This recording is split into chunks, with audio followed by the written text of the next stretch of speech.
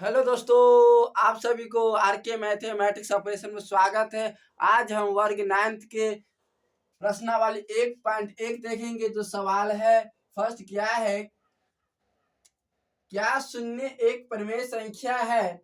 क्या इससे आप p बटा q के रूप में लिख सकते हैं? जहां p और q पूर्णांक है और q इज नॉट इक्वल क्या है दोस्तों, शून्य है। तो इसे कैसे बनाएंगे? तो पहले लिखें क्या शून्य एक परिमेय संख्या है। इसका जवाब देंगे हाँ, शून्य परिमेय संख्या है। क्या दोस्तों, शून्य क्या है? परिमेय संख्या है। उसके बाद क्या है दोस्तों, क्या इससे आप p बट्टा q के रूप में लिख सकते हैं?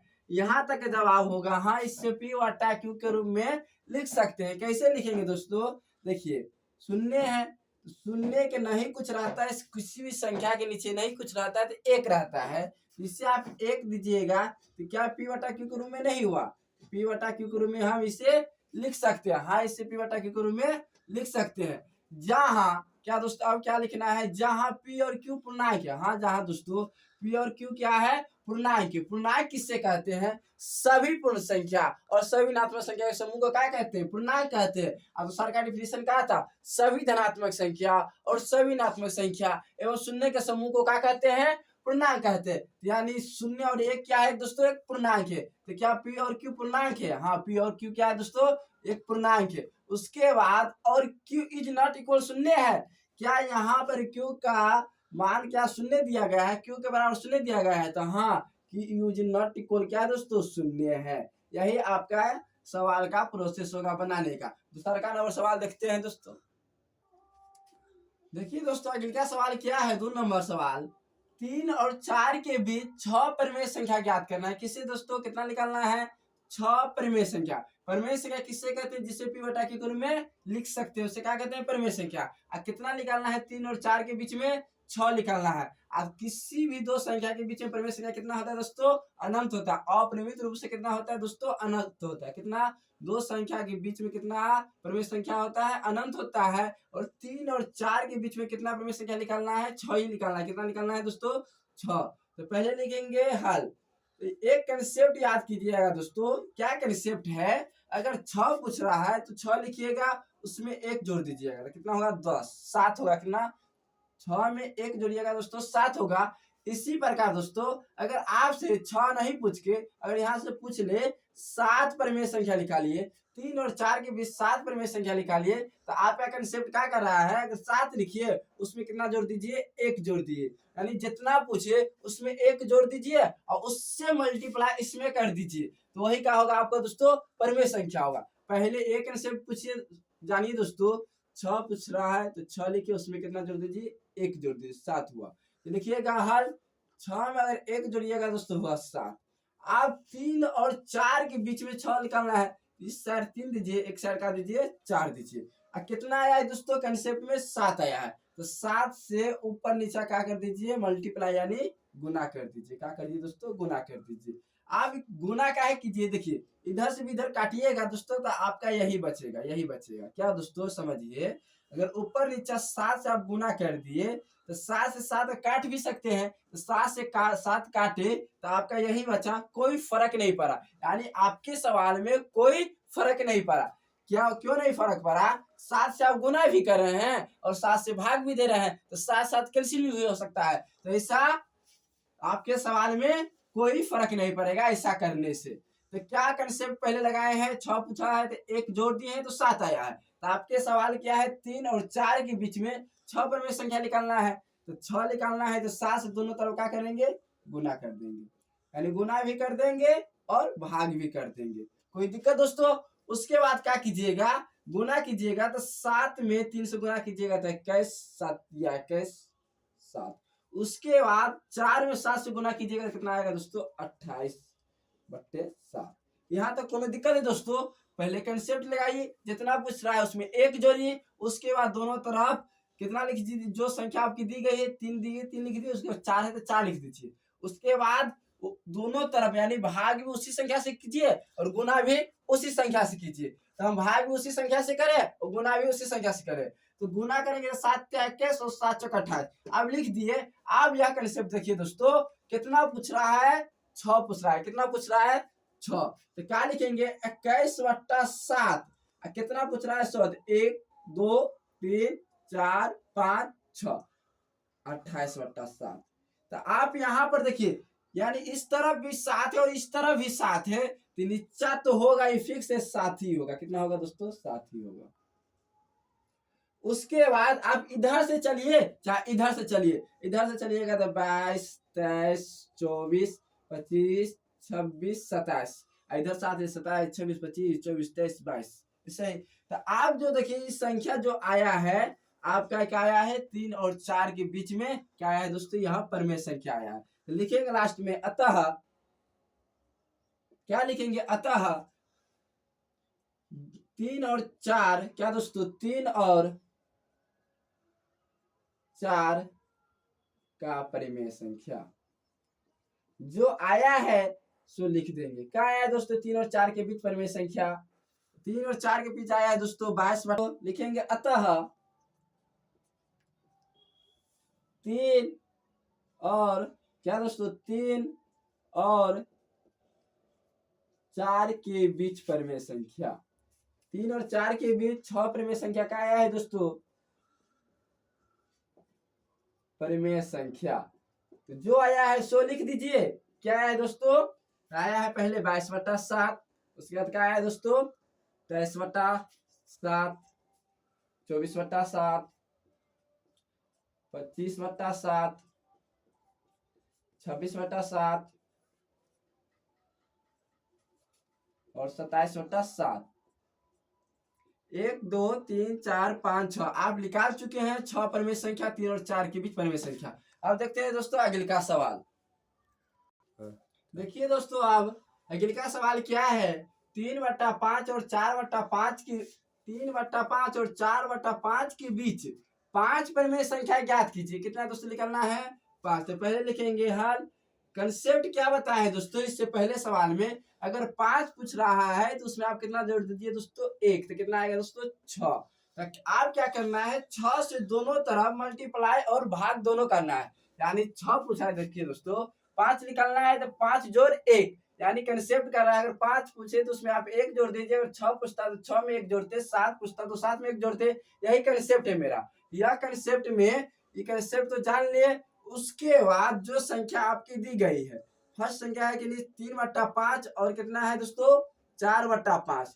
तो आपको जो जोड़ने के बाद, एक संख्या जोड़ने के बाद आपका 6 प्राप्त हुआ, तो 6 से आप गुना भी कीजिए और भाग भी कीजिए। तो आप 6 से क्या कीजिएगा, गुना भी कीजिएगा और भाग भी कीजिएगा, दोनों तरफ। यहाँ तक कोनो दिक्कत है दोस्तों, पहले कंसेप्ट बैठाइए। अगर 5 है तो जोड़ दिए, 6 आया। उसके बाद गुना करने के बाद, भाग करने के बाद आप क्या कीजिएगा दोस्तों, ऊपर वाला संख्या को नीचे वाला संख्या को क्या कर दीजिएगा, गुना कर दीजिएगा, मल्टीप्लाई कर दीजिएगा। और 6 में 3 से गुना कीजिएगा दोस्तों तो 18 आएगा। उसके बाद क्या आएगा, 6×5 = 30। इधर कीजिएगा दोस्तों, 6×4 = 24 आएगा और 6×5 = 30 आएगा। अब देखना है कि कितनी परिमेय संख्या निकालना है, 5 निकालना है। तो बीच में कितने डैश देंगे, 5 डैश देंगे। क्यों देंगे, क्योंकि 5 निकालना है परिमेय संख्या। 18/30, 1 2 3 4 5। उसके बाद क्या लिखेंगे, 24/30। उसके बाद लिखेंगे दोस्तों 18 के बाद 19/30। 30 तो यहाँ भी है, यहाँ भी है। तो नीचा अंश बटा, यानी हर में जो आएगा वो 30 से आएगा, यानी क्यों में आएगा तो हमेशा का आएगा दोस्तों, 30 से आएगा। 5 में क्या आएगा दोस्तों, 30 से आएगा। तो पहले आप 30 भी लिख दीजिए। उसके बाद 19 के बाद क्या आएगा दोस्तों, 20। 20 के बाद क्या आएगा, 21। 21 के बाद क्या आएगा दोस्तों, 22। 22 के बाद क्या आएगा, 23। 23 के बाद 24। तो यहाँ तक कोई दिक्कत नहीं दोस्तों। 5 परिमेय संख्या हम निकाल दीजिए। यही क्या हुआ दोस्तों, परिमेय संख्या। उसके बाद आप लिखिएगा अतः, अतः, अतः 3/5 और 4/5 के बीच परिमेय संख्या। तो क्या आया है बीच परिमेय संख्या,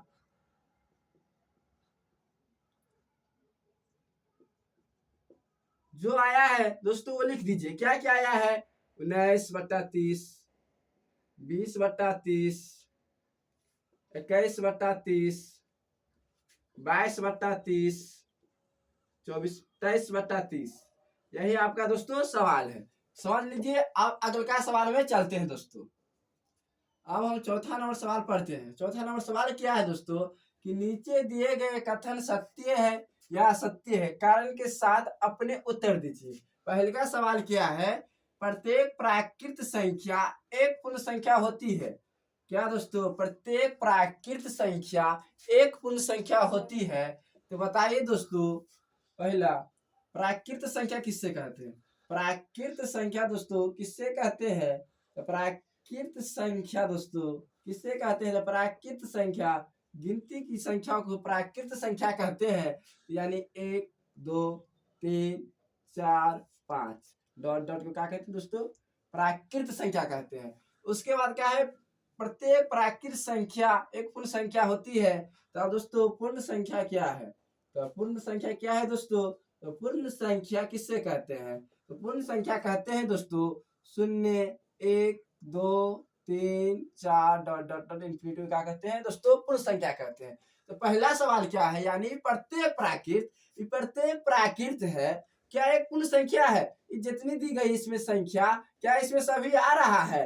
तो आ रहा है तो सत्य है, नहीं आ रहा है तो असत्य है। तो देखिए दोस्तों 1 2 3 4 डॉट डॉट है, ये इसमें आ रहा है 1 2, हाँ इसमें आ रहा है। तो क्या होगा दोस्तों? इसका आंसर सत्य होगा। क्यों सत्य होगा? तो आप कारण में लिखिएगा दोस्तों। कारण में यही लिखिएगा क्योंकि प्राकृत के परिवार में जो भी संख्या है वो पूर्ण के परिवार में आ रहा है। क्या आ रहा है? देखिए 1 2 3 4 है, और वही क्या है 1 2 3 4 इसमें भी है। अब पूर्ण संख्या कहते किससे हैं? प्राकृत के परिवार में शून्य लगा देंगे, उसी को क्या कहते हैं? पूर्ण संख्या कहते हैं। समझ लिए दोस्तों? इसका आंसर क्या होगा दोस्तों? सत्य होगा। कारण में यही दोनों लिख दीजिएगा कि 1 2 3 4 डॉट डॉट को क्या कहते हैं? प्राकृत संख्या कहते हैं। गिनती की संख्या को प्राकृत संख्या कहते हैं। पूर्ण संख्या किसे कहते हैं? यानी प्राकृत के परिवार शून्य लगा तो उसे क्या कहेंगे? पूर्ण संख्या कहेंगे। एग्जाम्पल में हो गया दोस्तों। देखिए जितना संख्या इसमें है उतना संख्या इसमें भी है। हाँ, यहाँ पर अगर क्वेश्चन रहता कि प्रत्येक पूर्णांक, क्या दोस्तों प्रत्येक पूर्ण क्या प्राकृत होता है? तो नहीं होता है। क्यों नहीं होता है? पूर्ण में शून्य है, क्या प्राकृत में है? तो नहीं है। यानी यहाँ पर यह सत्य हो जाता है। जब सवाल पूछता कि प्रत्येक पूर्ण प्राकृत होता है तो यहाँ पर असत्य हो जाता है, लेकिन अभी सत्य है इसीलिए क्योंकि प्रत्येक प्राकृत एक पूर्ण संख्या है। आगे का सवाल देखते हैं दोस्तों। क्या प्रत्येक पूर्णांक एक पूर्ण संख्या होती है? तो आपका क्वेश्चन होगा दोस्तों कि पूर्णांक क्या है? पहले पूर्णांक क्या है? तो पूर्णांक के दोस्तों हम -1, क्या दोस्तों -5 -4 -3 -2 0 1 2 3 4 5 ये भी कह सकते हैं। सभी क्या है? पूर्णांक है। क्यों पूर्णांक है? क्या इधर तो सभी पूर्ण संख्या है, इधर क्या है? ना तो प्राकृत संख्या, और उसी को क्या कहते हैं? पूर्णांक कहते हैं। यानी सभी धनात्मक संख्या और सभी ऋणात्मक संख्या शून्य के समूह को क्या कहते हैं? पूर्णांक कहते हैं। क्या है दोस्तों? पूर्णांक संख्या। उसके बाद हम पूर्ण के तो पहले ही समझ लिए, फिर भी देखिए दोस्तों पूर्ण क्या है? तो पूर्ण संख्या है दोस्तों 0 1 2 3 4 4 डॉट डॉट डॉट इन्फिनिटी। तो क्या दोस्तों इसमें जो है क्या इसमें है? तो नहीं है। क्या नहीं है? इसमें माइनस में दी गई संख्या इसमें नहीं है। तो क्या होगा इसका आंसर? तो असत्य होगा। कारण में क्या लिखिएगा दोस्तों? तो कारण में यही लिखिएगा कि प्रत्येक पूर्णांक पूर्ण नहीं होती है क्योंकि पूर्ण में ऋणात्मक संख्या नहीं होती है दोस्तों, नहीं है। तो अब इनका नंबर सवाल देखते हैं दोस्तों। देखिए दोस्तों अब तीसरा नंबर सवाल क्या है? तीसरा सवाल क्या है दोस्तों? प्रत्येक परिमेय संख्या एक पूर्ण संख्या होती है। तो आपका सवाल होगा भाई जी आप परिमेय संख्या पहले किससे कहते हैं? परिमेय संख्या, तो परिमेय संख्या उससे कहते हैं जिससे हम p बटा q के रूप में लिख सकते हैं। यानी 1 3/5 -2/3 ये सभी क्या है दोस्तों? भिन्न संख्या ही परिमेय संख्या कहलाती है। यानी 3/5 7 6/7 डॉट डॉट ये सब क्या है दोस्तों? एक परिमेय संख्या है जिससे हम p बटा q के रूप में लिख सकते हैं। यानी हंस बटा हर के रूप में। किस में दोस्तों? हंस बटा हर के रूप में जिसे लिख सकते हैं, p बटा q के रूप में लिख सकते हैं, वो क्या है दोस्तों? परिमेय संख्या। उसके बाद क्या है? पूर्ण संख्या किससे कहते हैं? तो पूर्ण संख्या किससे कहते हैं? प्राकृत के परिवार में शून्य लगा दे तो उससे क्या कहते हैं दोस्तों? पूर्ण संख्या कहते हैं। तो अब देखिए दोस्तों प्रत्येक परिमेय संख्या जितना संख्या है क्या इसमें है तो नहीं है। पहले तो भिन्न संख्या पूर्ण होगा नहीं, तो क्या यह असत्य होगा तो नहीं होगा, तो क्या लिखेंगे असत्य। क्या लिखेंगे दोस्तों असत्य। असत्य में कारण में क्या लिखिएगा यही लिखिएगा, क्या कि पूर्ण संख्या को हम पी बटा क्यू के रूप में लिख सकते हैं, लेकिन प्रत्येक परिमेय संख्या हम पूर्ण संख्या को नहीं कह सकते। क्यों नहीं कह सकते, क्या ऋणात्मक इसमें है ऋणात्मक नहीं है, तो क्या होगा दोस्तों कारण में लिख दीजिएगा। इंस्टेंस क्या होगा दोस्तों असत्य होगा। क्या होगा दोस्तों असत्य होगा। क्यों असत्य होगा, साहब देखिए परिमेय संख्या जो भी एग्जाम पे लिए क्या परिमेय पूर्ण संख्या में है तो नहीं है, इसलिए क्या होगा दोस्तों असत्य होगा। आपका प्रश्नावली 1.1 पूरी तरह से खत्म हो गया है। हम अगले वीडियो में मिलते हैं 1.2 के इंट्रो के साथ। जब तक के लिए जय हिंद